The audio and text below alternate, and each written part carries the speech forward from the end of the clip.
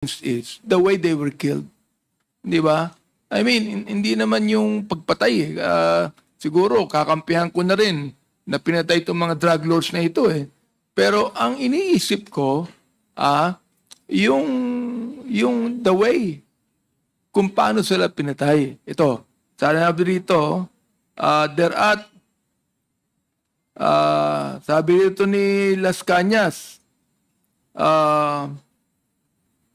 so sinabi niya, yes sir, and it ended our conversation.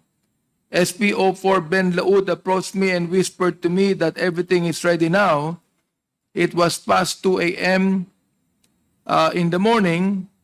SPO4 Ben Laud and I instructed our force multipliers or the RRA assets.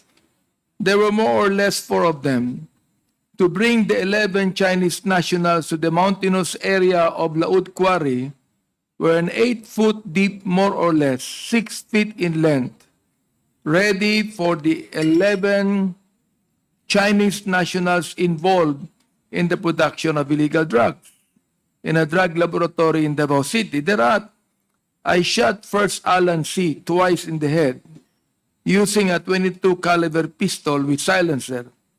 Then 2 of our force multipliers men dragged the dead body of Alan C.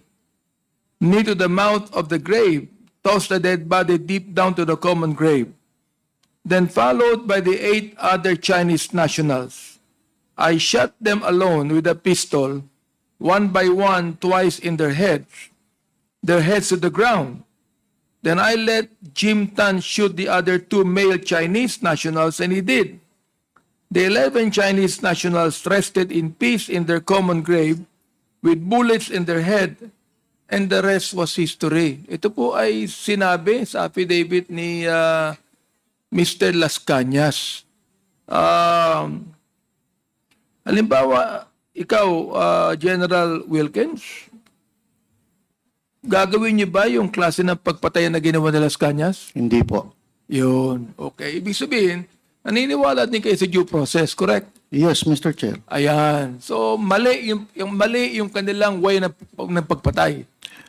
Hindi ko kasi kilala si Las Cañas talaga. Hindi yung pinag-usapan. So, mali talaga si Las Cañas. Ayun. Yun ang gusto kong sabihin mo sa akin. Mali po si Las Cañas. No? Hindi ka sumasang-ayon eh. Yes. Kung paano sila pinapamatay. Di mali ang ginawa ni Las Cañas. Yes, sir. Oo. Pero ito, personal testimony ni Las Cañas to eh. Na ginawa niya, no? So, ito. Gusto kong tanungin si Mr. Asierto. Andiyan ba si Mr. Asierto? Oh.